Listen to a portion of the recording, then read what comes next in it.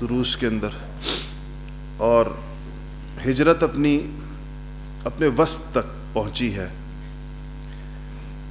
اس پر بات ہو رہی تھی کہ رستے میں معبد کے خیمے میں رسول اللہ صلی اللہ علیہ وسلم تشریف لے کر گئے، اور وہ خاتون ظاہر آپ کو پہچانتی نہیں تھی، اور آپ اپنا تعارف بھی نہیں کرانا چاہتے تھے، نہ آپ اور نہ آپ کے رفقا. اچھا، رفاقت کی صورت یہ تھی کہ ایک اونٹنی پر تو نبی کریم صلی اللہ علیہ وسلم سوار تھے، اور دوسری پر سیدنا ابوبکر صدیق رضی اللہ تعالی عنہ تھے، اور ان کے ساتھ ان کے آزاد کردہ جو غلام تھے جن کا ذکر بار بار آ رہا ہے، جناب حضرت سیدنا عامر بن فہیرہ وہ تھے. اور تیسرے اونٹ پر، یعنی اپنے ہی اونٹ کے اوپر، وہ صاحب تھے جن کو رستہ بتانے کے لیے ساتھ لیا گیا تھا، کیونکہ عام رستے سے آپ ہٹ کر جا رہے تھے. عام رستے سے چونکہ نہیں جا رہے تھے، اس لیے اس عام شاہراہ کو یا مین رستے کو چھوڑ کر آپ نے جو رستہ اختیار کیا تو اس کے لیے عبداللہ نام کا وہ بندہ تھا، اور وہ مسلمان نہیں ہوا تھا اس وقت تک. اچھا، اور بعض حضرات نے یہ کہا ہے کہ نبی کریم صلی اللہ علیہ وسلم اور جناب حضرت ابوبکر صدیق رضی اللہ تعالیٰ نے یہ ایک ہی اونٹنی کے اوپر تھے. سیدنا ابوبکر صدیق رضی اللہ تعالیٰ عنہ نے یہ جو رستے کے اندر خرچ کے لیے اپنے ساتھ جو ان کے پاس پیسے تھے ان میں سے 5,000 درہم باقی رہ گئے تھے. جب سیدنا ابوبکر صدیق رضی اللہ تعالیٰ نے اسلام لائے تو ان کے پاس 40,000 درہم تھے، اور یہ 40,000 درہم خرچ ہوئے سارے کے سارے غریب مسلمانوں کو غلامی کی قید سے آزاد کرنے کے اندر.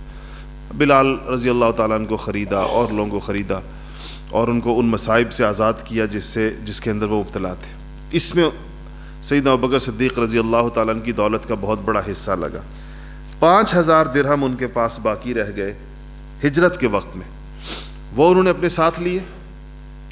اور رستے میں ان میں سے کچھ خرچ ہوئے، اور جو باقی رقم رہ گئی وہ مدینہ منورہ پہنچ کر مسجد نبوی کے لیے زمین خریدنے کے اندر خرچ ہوئی. ایسی بابرکت دولت تھی سیدنا ابوبکر صدیق رضی اللہ تعالیٰ عنہ کی کہ لگی تو یا رسول اللہ صلی اللہ علیہ وسلم پر لگے پیسے، یا بلال حبشی رضی اللہ تعالیٰ عنہ جیسے اور بڑے درجے کے صحابہ جن کو کہیں ان کی آزادی کے اوپر لگے، یا اس زمین کی خریداری کے اوپر لگے جس پر مسجد نبوی آج تک قائم ہے اور انشاءاللہ قیامت تک قائم رہے گی. اس کی پہلی زمین سیدنا ابوبکر صدیق رضی اللہ تعالیٰ نے خریدی. رسول اللہ صلی اللہ علیہ وسلم نے اسی لیے فرمایا کہ میں نے زندگی میں جتنے لوگوں نے میرے اوپر احسانات کیے میں نے ان کے بدلے چگا دیے سوائے ابوبکر کے، اس کا بدلہ اللہ قیامت میں چگائے گا. تو چل پڑے. اس خاتون کا شوہر آئے اور اس نے جب ان کو بتایا تو اس نے کہا کہ یہ کہیں وہ قریشی نوجوان تو نہیں ہے، وہ قریشی آدمی تو نہیں جس کے پیچھے قریش لگے ہوئے. تو اس نے، عورت کو تو پتہ نہیں تھا، اس نے کہا مجھے یہ تو نہیں پتہ، لیکن بڑے بابرکت آدمی تھے. اور اس پر اس نے وہ اشعار میں نے جو آپ سے کہا کہ کہے. اچھا، یہ اشعار حدیثی کتابوں کے اندر موجود ہیں، اور لیکن اس کے بارے میں یہ ہے کہ بعض لوگ کہتے ہیں کہ اشعار اس خاتون نے کہے، اور بعض روایات یہ ہیں کہ یہ اشعار ایک غیبی آواز نے کہے، جو اس وقت وہاں آواز آئی سب لوگوں کو، اس سے یہ اشعار کی آواز اس وقت پہنچی کہ جس میں، کیونکہ اس میں حضرت ابوبکر کا ذکر بھی ہے، رسول اللہ صلی اللہ علیہ وسلم کا ذکر بھی ہے، معبد کا ذکر بھی ہے. تو بہرحال جی باتیں نہ کیا کریں. جب آپ لوگ درس چل رہا ہے، آپ لوگوں کی آوازیں پوری مسجد میں گونج رہی ہوتی ہیں، سلام دعا درس سے پہلے کیا کریں. اس وقت درس چل رہا ہے، بات چل رہی ہے، تو اس وقت گفتگو نہ کیا کریں. مسجد میں خاموشی سے آ کے بیٹھنا چاہیے جب بات چل رہی ہو، سلام بھی نہیں کرنا چاہیے ایک دوسرے کو. اچھا جی، تو اس سے وہ رستے کے اندر آئیں، اور اس سے جب یہ حضرات آگے نکلے تو دو اور واقعات پیش آئے، جن میں سے ایک سراقہ ابن مالک کی آمد کا ہے اور دوسرا بریدہ اسلمی کی آمد کا ہے۔ مشرکین مکہ نے یہ اعلانات کیے ہوئے تھے کہ جس نے ابو بکر صدیق کو یا رسول اللہ صلی اللہ علیہ وسلم کو زندہ یا مردہ لے کر آئے، قتل کر دیا العیاذ باللہ، یا گرفتار کر کے لے کر آئے،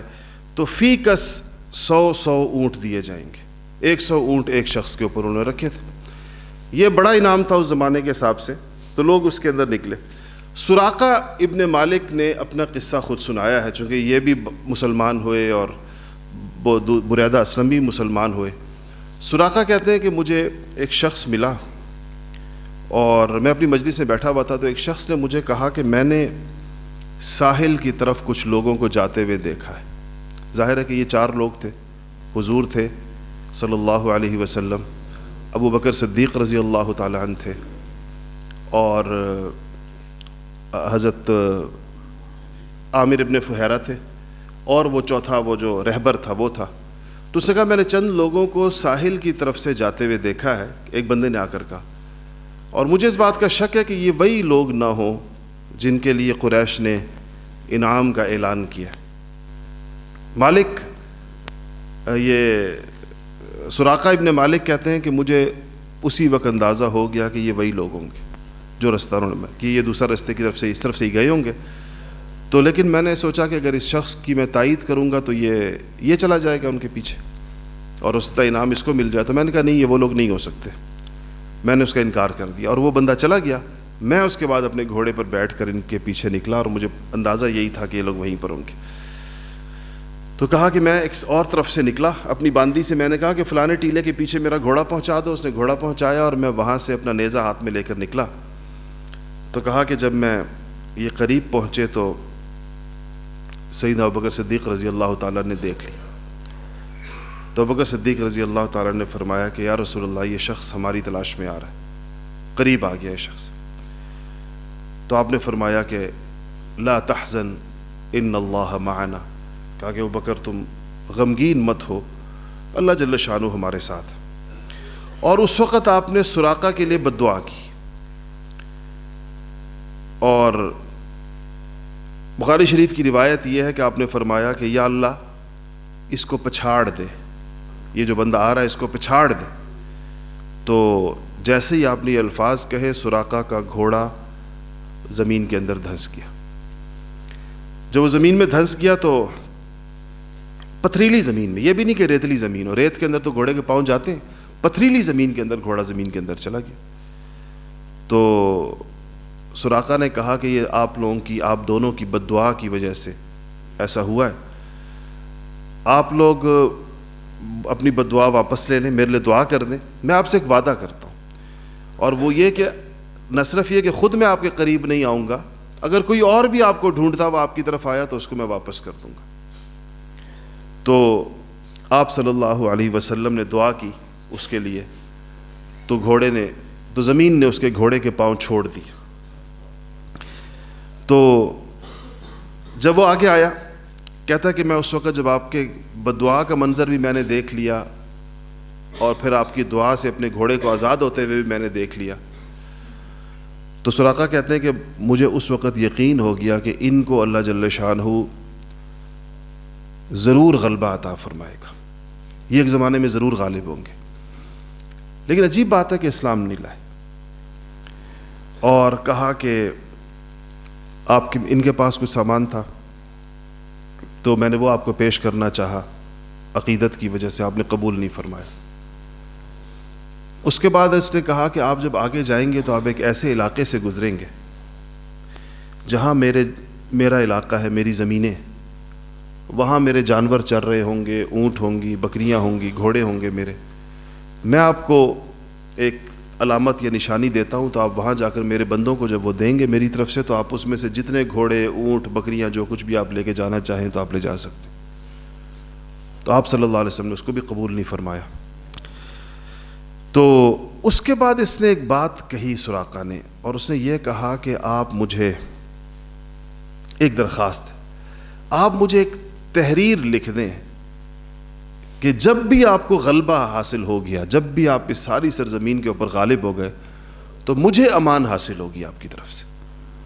حضور اکرم صلی اللہ علیہ وسلم نے ابوبکر صدیق رضی اللہ تعالیٰ عنہ سے کہا، اور عامر ابن فہیرہ نے چمڑے کے ایک ٹکڑے کے اوپر سراقہ ابن مالک کو امان لکھ کر دی تھی۔ اچھا، یہ اس شخص نے اپنا وعدہ پورا کیا، یہ وہاں سے واپس آیا، مکے کے تک چلتے چلتے اس کو رستے میں بہت سارے لوگ ملے جو آپ کی تلاش کے اندر نکل رہے تھے۔ یہ ہر ایک سے یہ کو ادھر ادھر کرتا رہا اور کہتا تھا کہ میں دیکھ آیا ہوں، تمہیں جانے کی ضرورت نہیں ہے، میں دیکھ آیا ہوں، اس طرف سے بہت جگہ سے واپس آیا ہوں۔ اچھا، یہ اس طریقے کے ساتھ ایک تو اس کو وہ ہوا، اور سراقہ نے کہا کہ اشعار ہے سراقہ کے، اس نے کہا کہ جب میرے گھوڑے کے قدم زمین کے اندر دھنس رہے تھے تو اگر اس وقت ابو جہل کو اس نے مخاطب کر کر کہا تھا کہ اگر تو اس منظر کو دیکھ لیتا، میرے گھوڑوں کے قدم کے زمین میں جانے اور پھر باہر نکلنے کے، تو تجھے ذرا برابر بھی شک نہ رہتا کہ یہ محمد رسول اللہ ہے اور اللہ تعالیٰ کی طرف سے یہ بھیجے گئے۔ اب آپ آگے چلے مزید، تو یہاں سے آپ کو حضرت زبیر ملے، وہ شام سے اپنے تجارتی قافلے سے واپس آ رہے تھے، اور انہوں نے حضور اکرم صلی اللہ علیہ وسلم کو اور سیدنا ابوبکر صدیق رضی اللہ تعالیٰ عنہ کو کچھ ہدایہ پیش کیے، لباس پیش کیے۔ اس سے آگے چلے تو ایک اور شخص جن کا نام بریدہ تھا، بریدہ عربی کے اندر برد، ٹھنڈک کو کہتے ہیں، تو یہ اپنے 70 لوگوں کے ساتھ، اتنے بڑے قافلے کے ساتھ آپ صلی اللہ علیہ وسلم کی تلاش میں نکلے۔ تو جب یہ آپ کے پاس پہنچے تو انہوں نے بھی دیکھ لیا آپ کو، اور یہ پہنچے قریب اپنے سارے لوگوں کے ساتھ۔ قریب آئے تو رسول اللہ صلی اللہ علیہ وسلم نے ان سے پوچھا کہ تمہارا نام کیا ہے؟ انہوں نے کہا کہ میرا نام بریدہ ہے۔ مطلب بریدہ کا مطلب آپ اردو کے اندر یہ کہہ لیں کہ ٹھنڈک پہنچانے والا، یا جس کو ٹھنڈک پہنچی ہوئی ہو، ٹھنڈ والا آدمی۔ تو آپ نے ابوبکر صدیق رضی اللہ تعالیٰ عنہ کی طرف رخ مبارک کیا اور فرمایا کہ ابو بکر، ہمارا کام بھی ٹھنڈا ہوا، یعنی اس سے ہمیں خطرہ نہیں ہوگا۔ یہ نام کے اثرات، اس کو عربی میں نے پہلے بھی آپ کو بتایا تھا کہ اس کو تفاعل کہتے ہیں۔ تفاعل کا مطلب ہوتا ہے کسی کے نام سے اچھا گمان لینا، اچھی فال لینا، اچھا اس سے یہ خیال کرنا کہ اس کے اس نام کا یہ مطلب ہے۔ یہ آپ نے صلح حدیبیہ کے موقع پر بھی فرمایا۔ صلح حدیبیہ کے موقع کے اوپر ایک کے بعد ایک قاصد آ رہا تھا قریش مکہ کی طرف سے، اور مذاکرات کامیاب نہیں ہو رہے تھے۔ آخر کے اندر جو قاصد قریش کی طرف سے آئے، ان کا نام سہیل تھا۔ سہیل سہل سے ہے، اور سہل کہتے ہیں آسان کو۔ تو آپ نے اس وقت صحابہ سے فرمایا کہ اب سہیل آ رہا ہے، اب معاملہ آسان ہوگا، اس لیے اچھے نام رکھنے چاہیے جن کا معنی اچھا ہو۔ تو آپ نے کہا کہ یہ تو پھر ہمارا کام بھی ٹھنڈا اور درست ہوا۔ ٹھنڈے سے مراد یہ کہ درست ہوا۔ پھر آپ نے پوچھا بریدہ سے کہ تمہارا قبیلہ کون سا ہے؟ تو انہوں نے کہا کہ اسلم ہے میرا قبیلہ۔ تو حضور اکرم صلی اللہ علیہ وسلم نے ابوبکر سے کہا کہ اسلم کا مطلب ہوتا ہے سلامتی والا۔ تو آپ نے کہا تو سلامتی کی بات ہو گئی۔ پھر آپ نے پوچھا کہ اس بنو اسلم قبیلے میں سے تمہاری شاخ کون سی ہے اس کے اندر سے؟ تو انہوں نے کہا کہ بنو سہم ہے میری شاخ۔ سہم کا مطلب ہوتا ہے حصہ۔ تو آپ نے حضرت ابوبکر صدیق سے کہا، جب اس نے یہ کہا تو آپ نے فرمایا کہ ابو بکر تیرا حصہ نکل آیا، یعنی اس سے، یعنی ابوبکر مخاطب ابوبکر کی طرف اس کو کہا، بریدہ سے کہا کہ تیرا حصہ نکل آیا، کیونکہ تو بنو سہم، مطلب یہ تھا کہ اسلام میں سے تیرا حصہ نکل آیا۔ اچھا، بریدہ آپ کو جانتا نہیں تھا، اس نے آپ سے پھر پوچھا اس وقت کہ آپ کون ہیں؟ آپ نے کہا کہ انا محمد الرسول اللہ، میں محمد ہوں، اللہ جل شانہ کا رسول ہوں اور اس کا بندہ ہوں، عبد اللہ، اللہ کا بندہ ہوں اور اس کا رسول ہوں۔ آپ نے اتنا کہا تو بریدہ نے کہا کہ اشہد ان لا الہ الا اللہ واشہد ان محمد عبدہ ورسولہ۔ وہ بھی مسلمان ہوئے، اور 70 بندے جو ان کے ساتھ آئے تھے وہ بھی مسلمان ہوئے بس آپ کو دیکھ کر۔ اور اس کے بعد جب آپ جانے لگے تو بریدہ نے کہا کہ یا رسول اللہ، آپ جب مدینہ میں داخل ہوں تو آپ کے ہاتھ کے اندر جھنڈا ہونا چاہیے، آپ کے ساتھ ایک جھنڈا ہونا چاہیے۔ تو آپ صلی اللہ علیہ وسلم نے اپنا امامہ، اپنی پگڑی جو آپ نے باندھی ہوئی تھی وہ اتاری، اور نیزے کے اوپر، عورتوں کے ڈنڈا نہیں تھا تو نیزے کے اوپر اپنی پگڑی مبارک کو آپ نے باندھا اور وہ جھنڈا بریدہ کو عطا فرمایا اور کہا کہ یہ تم پکڑو جھنڈا۔ آپ مدینہ میں جب داخل ہوئے تو آپ کا جھنڈا بریدہ نے اٹھایا ہوا تھا جو آپ کو قتل کرنے کے ارادے سے آیا تھا۔ قسمت دیکھیں اس چیز کا نام، یعنی جو نکلا اپنے گھر سے اپنے سواروں کے ساتھ رسول اللہ صلی اللہ علیہ وسلم کو شہید کرنے کے ارادے سے تھا، وہ آپ کا سپاہی اور آپ کا جانثار بن کر آپ کا جھنڈا اٹھائے ہوئے مدینہ منورہ کے اندر داخل ہوا۔ اچھا جی، یہ تو رستے کی چیزیں تھیں۔ مدینہ منورہ جب آپ کے پہنچنے کے جو مناظر سیرت کی کتابوں میں لکھے ہیں کہ انصار مدینہ کو آپ صلی اللہ علیہ وسلم کے مکہ سے نکلنے کی اطلاع مل گئی تھی کہ اصل میں آپ نے ہجرت کا ارادہ تو محرم سے ہی کر لیا تھا۔ دیکھیں یہ بات آپ کے ذہن میں رہے کہ ذوالحجہ میں حج ہوتا ہے، ظاہر بات ہے۔ ذوالحجہ میں انصار کا وہ جو دوسری بیعت ہوئی تھی، بیعت عقبہ جس کا ہم نے پڑھ لیا ذکر، جس میں 72-74 لوگ آئے تھے، یہ ذوالحجہ میں آئے تھے، حج کے لیے آئے تھے، اور اسی موقع پر آپ کی ہجرت کی بات چیت انصار کے ساتھ طے ہو گئی تھی اور وہ ذوالحجہ کے اندر واپس بھی چلے گئے۔ محرم میں آپ نے ارادہ کر لیا، ہجرت کا اللہ تعالیٰ کے حکم کا انتظار تھا، اور پھر محرم کا مہینہ گزرا، صفر کا مہینہ گزرا، ربیع الاول کے اندر آپ نے ہجرت فرمائی ہے۔ اس کی تفصیلات آ جائیں گی ابھی آگے، کن تاریخوں میں اور کتنے دن لگے آپ کو۔ تو ان کو پہلے سے تو اندازہ پہلے سے تھا کیونکہ وہ دعوت دے کر گئے تھے انصار مدینہ، اور پھر یہ ہوا کہ ان کو اطلاع بھی پہنچ گئی کہ آپ صلی اللہ علیہ وسلم جو ہے مکہ مکرمہ سے نکل گئے۔ تو وہ مدینہ سے باہر آ کر ایک جگہ ہے، وہاں پر آ کر روزانہ یہ لوگ، ایک مقام ہے، ادھر آ کر یہ کھڑے ہو جاتے تھے، اور ظاہر بات ہے کوئی اور ذریعہ تو تھا نہیں آپ کے پہنچنے کا، آپ کی اطلاع پہنچنے کا، تو دن بھر انتظار کرتے تھے، اور جب شام ہو جاتی تھی، سورج ڈھل جاتا تھا تو واپس اپنے گھروں کو چلے جاتے تھے، اگلے دن پھر آ جایا کرتے تھے۔ اسی طرح ایک دن یہ لوگ کھڑے ہوئے تھے کہ ایک یہودی جو ایک ٹیلے کے اوپر کھڑا ہوا تھا،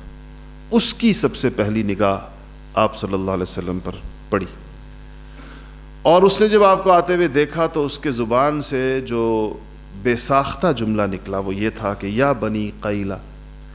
ایک قیلہ کی اولاد۔ یہ اوس اور خزرج جو دونوں قبیلے تھے، ان کی ماں کا نام ہے، یہ چونکہ ایک ہی ماں کی اولاد ہیں،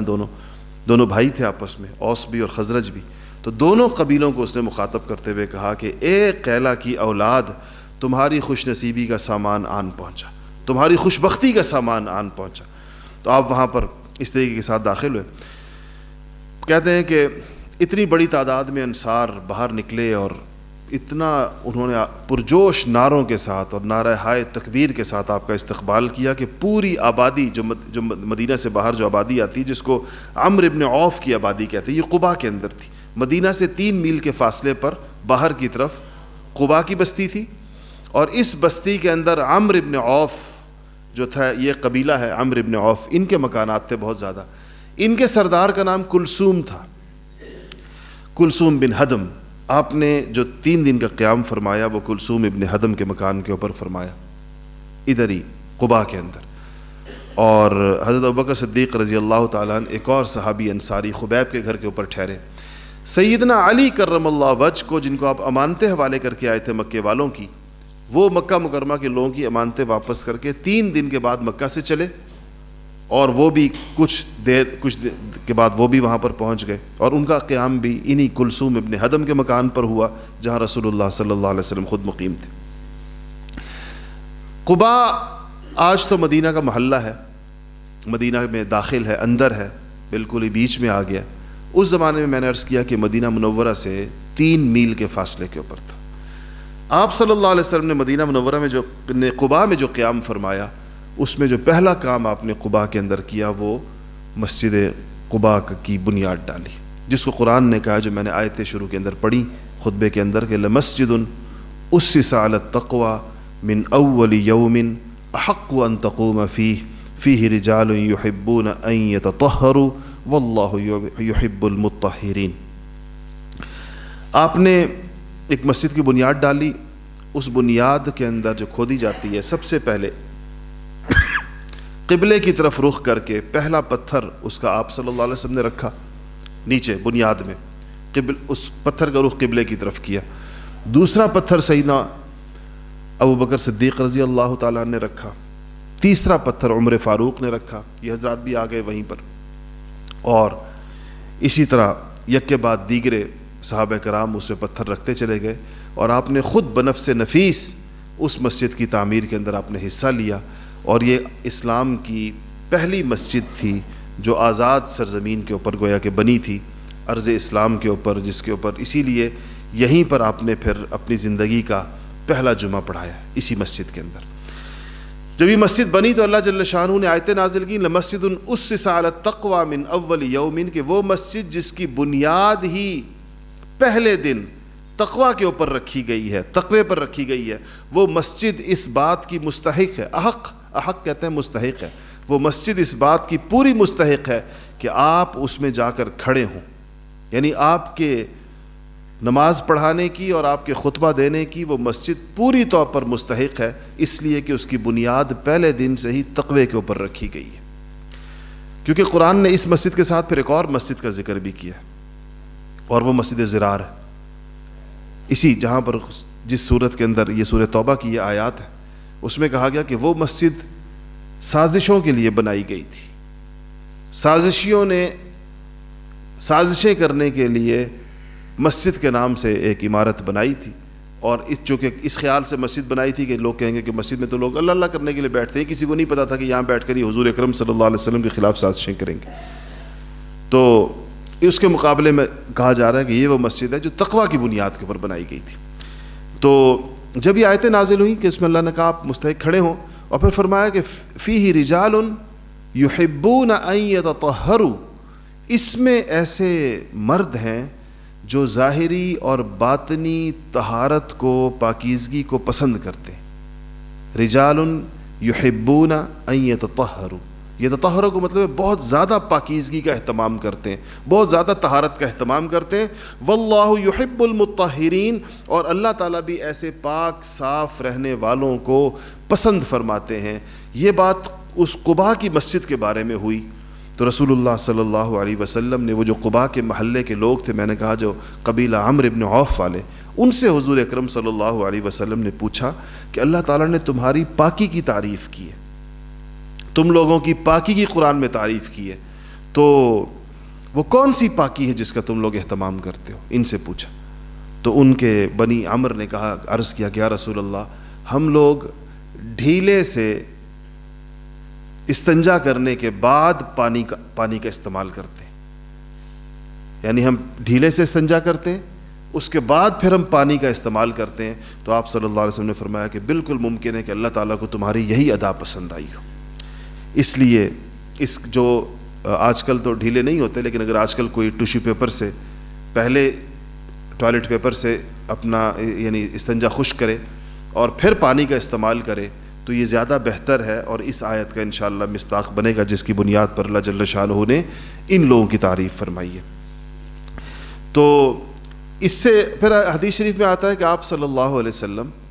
یہ مسجد تو بن گئی، اس کے بعد ابھی آپ آگے تشریف لے جائیں گے، لیکن مسجد قباء کے حوالے سے ایک فضیلت ہے جو آپ نے عام طور پر دیکھی ہوگی، کیونکہ بخاری اور مسلم کی روایت ہے، اور مسجد قباء کے اوپر ایک بورڈ بھی لگا ہوا ہے، جب وہاں جاتے ہیں تو اس پر ہے آپ صلی اللہ علیہ وسلم ہفتے کے دن مسجد قباء کی کبھی پیدل اور کبھی جو ہے وہ کسی سواری کے اوپر تشریف لے جاتے تھے، اور 2 رکعت نماز وہاں جا کر مسجد قباء میں پڑھا کرتے تھے۔ اور آپ نے فرمایا کہ جو شخص اپنے گھر سے وضو کر کے اور مسجد قباء جائے اور جا کر 2 رکعت نماز وہاں پر پڑھے، اس کو 1 عمرے کا ثواب ملے گا۔ اس لیے جو لوگ زیارت حرمین شریفین کے لیے جاتے ہیں، ان میں سے بعض لوگ اس بات کا اہتمام کرتے ہیں۔ ابھی یہ جو رستہ ہے مسجد قباء، جو آپ صلی اللہ علیہ وسلم کے جانے کا رستہ تھا، جس رستے سے آپ جاتے تھے، تاریخی آثار اور سیرت کے آثار کی مدد سے اس رستے کو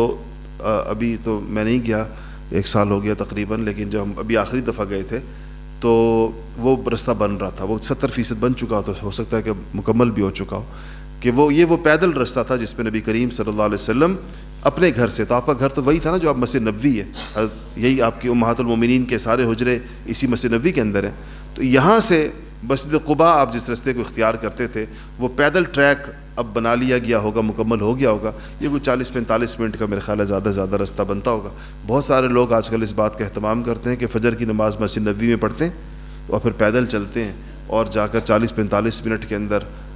پہنچ جاتے ہیں مسجد قباء اور اشراق کی نماز وہاں پر پڑھتے ہیں اور واپس آتے ہیں، اور یہ ایک عمرے کا ثواب ہے جو مدینہ منورہ میں رہتے ہوئے انسان کو مل سکتا ہے. تو یہ اچھا، آپ کی جو ہجرت ہے یہ مورخین سیرت نگاروں کی تاریخیں الگ الگ ہیں. مشہور سیرت نگار ہیں محمد ابن اسحاق کہلاتے ہیں. ان کی جو روایت ہے وہ یہ کہتے ہیں کہ آپ صلی اللہ علیہ وسلم جب قباء میں تشریف لائے، قباء میں جو رونق افروز ہوئے آپ آ کر، تو کہتے ہیں کہ یہ پیر کا دن تھا اور 12 ربیع الاول تھی. نبوت کا 13واں سال تھا، نبوت کا 13واں سال اور 12 ربیع الاول اور پیر کا دن تھا. اور بعض دیگر سیرت نگار یہ کہتے ہیں کہ آپ 27 صفر کو مکہ مکرمہ سے روانہ ہوئے، یعنی گھر سے روانہ ہوئے. 3 دن آپ نے غار ثور کے اندر قیام فرمایا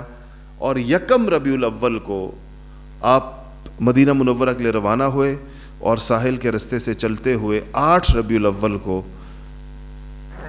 آپ دوپہر کے وقت قباء کے اندر پہنچے. اس لحاظ سے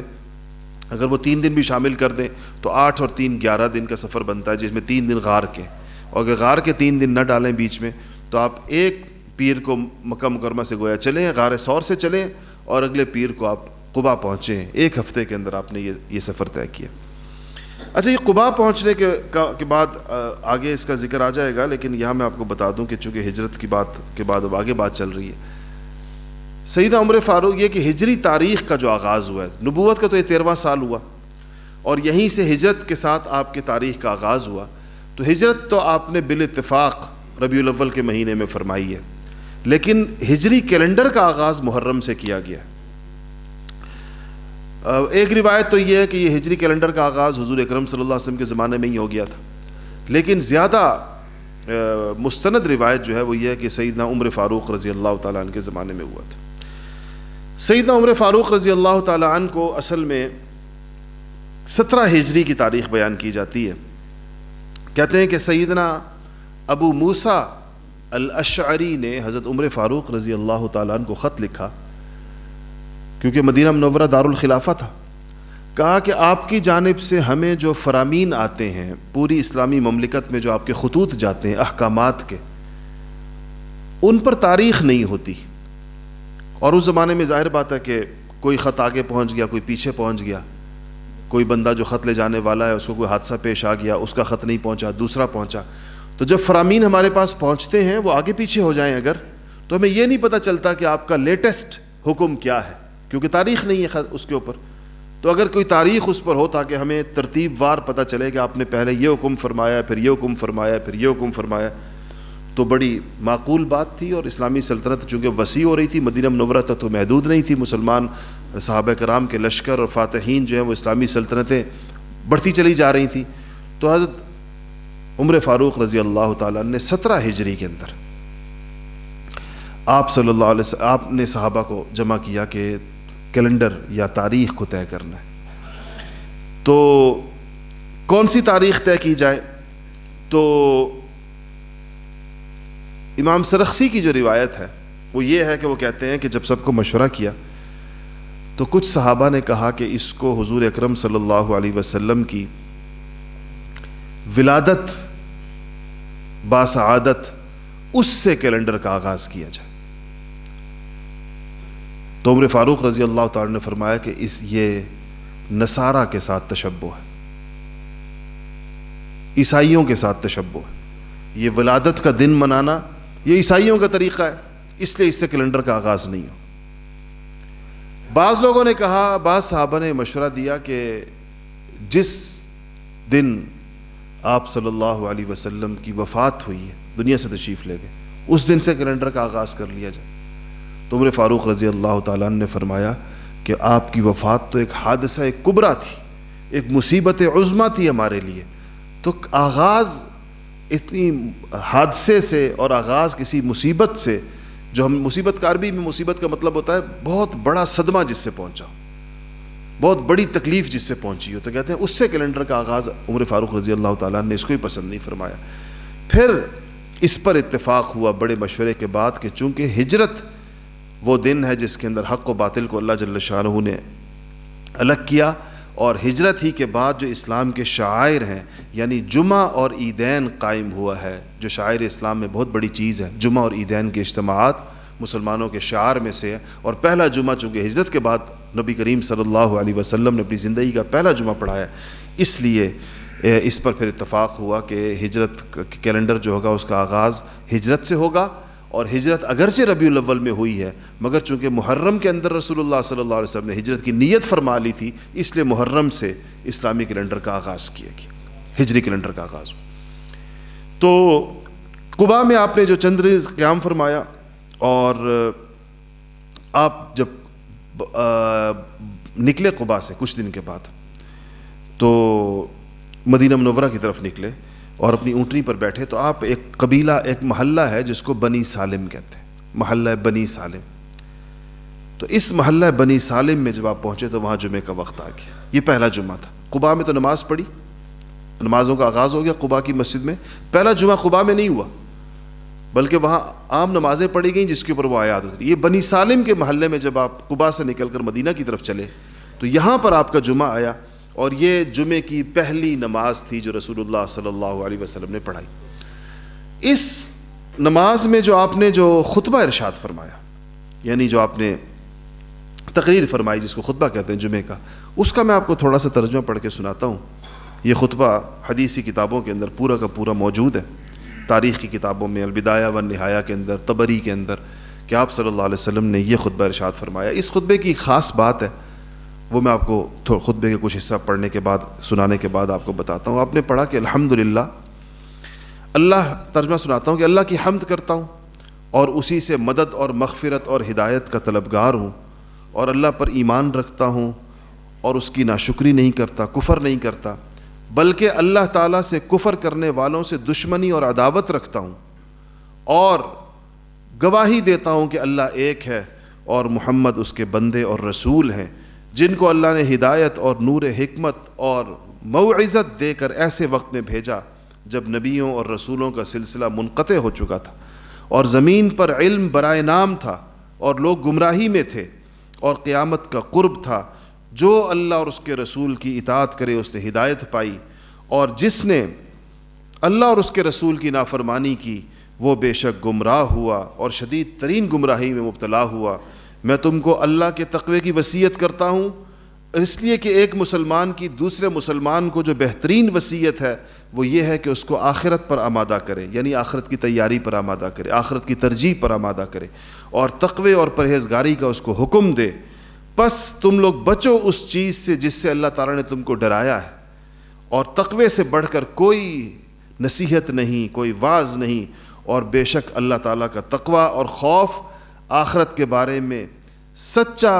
مددگار ہے، مدد کرنے والا ہے. اور جو شخص ظاہر و باطن میں اپنا معاملہ اللہ کے ساتھ درست کر لے اور اس کا مقصود اللہ تعالیٰ کی رضا ہو اور کوئی دنیاوی غرض اور مصلحت پیش نظر نہ ہو، اور ظاہر و باطن میں کی مخلصانہ اصلاح دنیا میں اس کے لیے عزت اور شہرت کا باعث ہے اور مرنے کے بعد ذخیرہ آخرت ہے. جس وقت انسان اعمال کا بہت زیادہ محتاج ہوگا یہ چیزیں اس وقت کام آئیں گی، اور تقوی کے خلاف جو کام ہیں یہ اس دن یہ تمنا کرے گا کہ کاش میرے اور میرے ان کاموں کے درمیان بہت بڑی مسافت حائل ہو جائے جو میں نے تقوی کے خلاف کیے ہیں. اللہ تعالیٰ تم کو اپنی عظمت اور جلال سے ڈراتے ہیں، اور یہ ڈرانا اس وجہ سے ہے کہ اللہ تعالیٰ بندوں پر نہایت مہربان ہے، لہٰذا مہربان ہیں اور اپنے قول میں سچے ہیں اور اپنا وعدہ پورا کرنے والے ہیں. اللہ کے قول اور اس کے وعدے کے اندر خلاف نہیں ہوتا. اللہ تعالیٰ فرماتے ہیں کہ میں ما یبدل القول لدی وما انا بظلام للعبید، میری بات بدلتی نہیں ہے، میں اپنی بات بدلنے والا نہیں ہوں اور نہ میں اپنے بندوں پر ظلم کرنے والا ہوں. پس دنیا اور آخرت میں ظاہر اور باطن میں اللہ سے ڈرو. جو شخص اللہ سے ڈرتا ہے تو اللہ اس کے گناہوں کا کفارہ فرماتا ہے اور اجر عظیم عطا فرماتا ہے. اور جو شخص اللہ سے ڈرے وہی کامیاب ہوا، اور یاد رکھو کہ تقوی ایسی چیز ہے کہ اللہ کے غضب اور اس کی سزا اور اس کی ناراضگی سے بچاتا ہے، اور تقوی ہی قیامت کے دن چہروں کو روشن اور منور کرے گا اور اللہ تعالیٰ کی رضامندی کا باعث بنے گا اور درجات کی بلندی کے باعث بنے گا اور وسیلہ ہوگا۔ اس لیے تقوی میں جس قدر حصہ لے سکتے ہو لے لو، اس میں کمی نہ کرو اور اللہ تعالیٰ کی اطاعت میں کسی قسم کی کوتاہی نہ کرو۔ اللہ نے تمہاری اطاعت کے لیے کتاب اتاری اور ہدایت کا رستہ تمہارے لیے واضح کیا تاکہ سچے اور جھوٹے کے اندر امتیاز ہو جائے۔ جس طرح اللہ نے تمہارے ساتھ احسان کیا تم اسی خوبی اور حسن کے ساتھ اس کی اطاعت بجا لاؤ اور اور اللہ کے دشمنوں سے دشمنی رکھو اور ان کی راہ میں جہاد کرو۔ اللہ تعالیٰ نے تم کو اپنے لیے مخصوص اور منتخب کیا ہے، تمہارا نام اللہ نے مسلمان رکھا ہے۔ مسلمان کا مطلب اپنا مطیع اور فرمانبردار رکھا ہے، پس اس نام کی لاج رکھو۔ اور منشاء خداوندی یہ ہے کہ جس کو ہلاک اور برباد ہونا ہے وہ حجت کے قائم ہونے کے بعد ہلاک ہوگا اور جو زندہ رہے گا وہ بھی حجت کے قائم ہونے کے بعد زندہ رہے گا، اور کوئی بچاؤ اور کوئی طاقت اللہ کی قوت کے بغیر ممکن نہیں۔ پس کثرت سے اللہ کا ذکر کرو اور آخرت کے لیے عمل کرو۔ جو شخص اپنا معاملہ اللہ سے درست کر لے گا اللہ تعالیٰ اس کو لوگوں کے ضرر سے بچائے گا اور کوئی شخص اس کو ضرر نہیں پہنچا پائے گا۔ وجہ اس کی یہ ہے کہ لوگوں پر اللہ کا حکم چلتا ہے اور اللہ پر لوگوں کا حکم نہیں، لوگ اللہ پر اپنا حکم نہیں چلا سکتے۔ تمام لوگوں کا اللہ مالک ہے اور لوگ اللہ کی کسی چیز کے مالک نہیں ہیں، لہٰذا تم اپنا معاملہ اللہ سے درست کر لو، لوگوں کی فکر میں مت پڑو، اللہ تعالیٰ سب سے تمہاری حفاظت فرمائے گا۔ اللہ اکبر ولا قوت الا باللہ العلی العظیم۔ یہ خطبہ ارشاد فرمایا۔ اس خطبے میں دیکھیں کہیں پر اہل مکہ کا ذکر نہیں ہے، کہیں پر اس تقریر میں اس بات کا ذکر نہیں ہے کہ مکے والوں نے بڑی تکلیفیں پہنچائیں، ہمیں اپنا گھر چھوڑنے پر مجبور کیا، ہم یہاں آ گئے، سارا ذکر جس چیز کا ہے میں نے پورا خطبہ اس لیے آپ کے سامنے پڑھ دیا تاکہ پتہ چلے اس کا موضوع کیا تھا، عنوان کیا تھا، اور اس میں ذکر ہے تو اللہ کے ساتھ اپنا معاملہ درست کرنے کا، تقوی کے فوائد کا اور تقوی نہ ہونے کے نقصانات کا، یہ آپ کے خطبے کا اور آخرت کی تیاری کرنے کا یہ اس کا لب لباب تھا۔ اس سے پتہ چلتا ہے کہ انبیاء علیہ الصلوۃ والسلام اپنے مشن میں اپنی بات میں اس قدر یکسو ہوتے ہیں کہ جب وہ لوگوں کو دعوت دے رہے ہوتے ہیں تو اس کے اندر وہ چھوٹی اور عام باتیں نہیں کر رہے ہوتے، روزمرہ کے حالات حاضرہ نہیں سنا رہے ہوتے، وہ لوگوں کو وہ بڑی بڑی اور اہم ترین باتیں بتاتے ہیں جس کے اوپر سارا کا سارا مدار ہے۔ اس پورے خطبے کو سن کر یہ نہیں اندازہ ہوتا کہ کسی ایسی عظیم الشان شخصیت کا پہلا خطبہ ہے جو کسی ایک جگہ سے ہجرت فرما کر دوسری جگہ پہنچے ہیں اور آج وہ پہلی دفعہ وہاں پر اپنے لوگوں سے بھی اور وہاں کے مقامی لوگوں سے بھی، یعنی اس خطبے کے میں ظاہر ہے سامنے انصار بھی بیٹھے ہوئے تھے اور مہاجری بیٹھے ہوئے تھے۔ جمعے سے آپ فارغ ہوئے، پہلا جمعہ جو قائم ہو گیا مدینہ منورہ میں نے جیسا آپ کو بتایا کہ یہ جو ہے قباء سے باہر نکل کر اور بنو سالم کے محلے کے اندر ادھر سے جب فارغ ہو کر باہر نکلے تو اب آپ نے اونٹنی کے اوپر اپنے ساتھ سیدنا ابوبکر صدیق رضی اللہ تعالیٰ عنہ کو پھر اپنے ساتھ بٹھایا، اور اب منظر یہ ہے کہ صحابہ سارے آپ کے ساتھ ہیں جو مدینہ پہلے سے پہنچے ہوئے تھے۔ انصار کے دونوں قبائل اوس بھی اور خزرج بھی اپنے پورے ہتھیار اٹھائے ہوئے پورے طور پر آپ کی اونٹنی کے دائیں بائیں ایک ان جانثاروں کا ایک لشکر جرار ہے جو آپ کے ساتھ چل رہا ہے، اور اب سب لوگوں کی تمنا یہ ہے کہ حضور اکرم صلی اللہ علیہ وسلم ان کے گھر کو میزبانی کا شرف بخشیں، ان کے مہمان بنیں اور ان کے گھر کے اندر آپ قیام فرمائیں۔ تو ہر ایک یہ کہہ رہا ہے جس کا گھر اب جب مدینہ شروع ہو گیا تو لوگوں کے گھر آ رہے ہیں رستے کے دائیں بائیں، تو جس کا گھر آ رہا ہے وہ سامنے کھڑا ہو جاتا ہے کہ یا رسول اللہ میرا گھر حاضر، میری جان، میرا مال، میری اولاد، میری ہر چیز آپ کی خدمت کے لیے حاضر۔ تو آپ صلی اللہ علیہ وسلم نے اس وقت ایک ایسا کام فرمایا جو کہ سب کی دلداری اس کے اندر ہو گئی۔ اب اگر آپ کی سیرت نگاروں نے لکھا ہے کہ آپ کی خواہش یہ تھی کہ آپ بنو نجار کے قبیلے کے جو گھر شروع ہوں گے وہاں جائیں، کیونکہ وہ آپ کے دادا کا ننیال تھا، عبد المطلب کا ننیال تھا، تو آپ کی خواہش یہ تھی، رشتہ داری کے بھی حقوق ہوتے، ان کے ساتھ براہ راست رشتہ داری ہے کہ میں وہاں جا کے ٹھہروں، لیکن آپ نے خود اس کا اظہار نہیں فرمایا۔ آپ نے کہا کہ یہ میری اونٹنی ہے، دعوہا، چھوڑ دو اس کو، فإنہا مأمورہ، اس کو اللہ کی طرف سے حکم ہو گیا، جہاں اللہ تعالیٰ چاہتے ہیں یہ وہیں پر جا کر ٹھہرے گی، اور جہاں پر جا کر یہ بیٹھے گی اس گھر کے اندر میں قیام کروں گا۔ انہوں نے چھوڑ دیا، اور چھوٹی چھوٹی بچیاں گھروں کی چھتوں کے اوپر اور رستوں کے دائیں طرف کھڑی ہوئی تھیں، اور وہ مشہور جو طلع البدر علینا من ثنیات الوداع، طلع البدر علینا کا مطلب ہے کہ آج ہمارے اوپر 14ویں کا چاند طلوع ہوا ہے، اور وہ من ثنیات الوداع، اور ثنیات الوداع ایک جہاں مدینہ میں آنے کا جو رستہ ہوتا ہے جس طرف سے آ رہے تھے، اس وداع کہتے ہیں جہاں سی آف کرنے کو. ثنیات الوداع کا مطلب ہے وہ جگہ جہاں سے جانے والوں کو سی آف کیا جاتا ہے، کسی جگہ پر الوداع کیا جاتا ہے. تو ظاہر ہے جہاں سے الوداع کیا جاتا ہے وہیں سے خیر مقدم بھی وہیں سے ہوتا ہے، لوگ آتے بھی وہیں پر ہیں. تو کہا کہ اس طرف سے ہمارے اوپر چاند طلوع ہوا ہے. وجب الشکر علینا، ہم پر اللہ کا شکر واجب ہے. ما دعا للہ داعی، جب تک اللہ کو پکارنے والا کوئی باقی ہے ہمارے اندر، اس وقت تک ہم پر واجب ہے ہم انصار کے اوپر کہ ہم اللہ تعالیٰ کا شکر ادا کریں کہ ہمیں اللہ تعالیٰ نے اپنی ایھا المبعوث فینا، اے وہ مبارک ذات جو ہمارے پیغمبر بنا کر بھیجے گئے ہیں. جئت بالامر المطاع، آپ جو لے کر آئے ہیں وہ چیز لے کر آئے ہیں جس کی اطاعت کی جائے گی، جس کو مانا جائے گا، جس کی اطاعت کرنا واجب ہے آپ کی باتوں کو. اور پھر کہا کہ نحن جوار من بنی نجار، ہم بنی نجار کی لڑکیاں ہیں. وہ بچیاں اپنا تعارف کرا رہی ہیں کہ ہم بنی نجار کی بچیاں ہیں. یا حبذا محمد من جار، کیسی خوش قسمت ہیں ہم، کیا ہی اچھے پڑوسی ہیں کہ محمد رسول اللہ صلی اللہ علیہ وسلم ہمارے پڑوسی ہوں. تو یہ پڑھتے ہوئے اور پھر جاء نبی اللہ، جاء رسول اللہ، اللہ کے نبی آئے، اللہ کے رسول آئے. براء ابن عازب کی روایت ہے کہ میں نے مدینہ میں ساری زندگی لوگوں کو اس سے زیادہ خوش ہوتے ہوئے کسی دن نہیں دیکھا جس دن رسول اللہ صلی اللہ علیہ وسلم مدینہ منورہ تشریف لائے. اہل مدینہ کی خوشی اور مسرت کا اس سے بڑا کوئی دن نہیں تھا. اور کہا کہ میں نے کسی اہل مدینہ کے اوپر اس سے زیادہ غم نہیں دیکھا جب مدینہ کے پتھروں پر بھی اور پہاڑوں پر بھی اور اس کی فضا پر بھی جس دن رسول اللہ صلی اللہ علیہ وسلم دنیا سے رخصت ہو گئے. تو آپ جب آئے اور وہاں حبشیوں نے اس خوشی کے اندر اپنے نیزوں کے کرتب بھی دکھائے آپ کی تشریف آوری کی خوشی کے اندر. اور حضرت انس ابن مالک فرماتے ہیں کہ ذرہ ذرہ مدینہ کا چاند اور سورج کی طرح روشن تھا آپ کی تشریف آوری کی وجہ سے. تو آپ نے کہا کہ اونٹنی چھوڑ دو، دعوہا فإنہا مأمورہ، یہ تو اللہ کی طرف سے مامور ہے. تو یہ گئی اور جا کر وہی بنو نجار کے محلے کے اندر جو آپ کے دادا کا ننیال تھا، وہاں جا کر یہ اونٹنی جا کر اس جگہ بیٹھی جس جگہ اس وقت مسجد نبوی کا دروازہ ہے. وہاں بیٹھی اور مگر آپ اس سے اترے نہیں. اس کے بعد وہ پھر کھڑی ہوئی اونٹنی اور جا کر حضرت ابو ایوب انصاری رضی اللہ تعالیٰ عنہ کے دروازے پر بیٹھی. اس پر آپ اس سے اور پھر اٹھی اور دوبارہ پہلی جگہ پر آئی. تیسری دفعہ آپ اس پہ اترے اور حضرت ابو ایوب انصاری رضی اللہ تعالیٰ عنہ کے گھر طے ہو گیا کہ آپ یہاں پر اتریں گے. آپ کا سامان جو تھا وہ انہوں نے لے کر آپ سے کہا کہ یا رسول اللہ آپ اوپر قیام فرمائیں.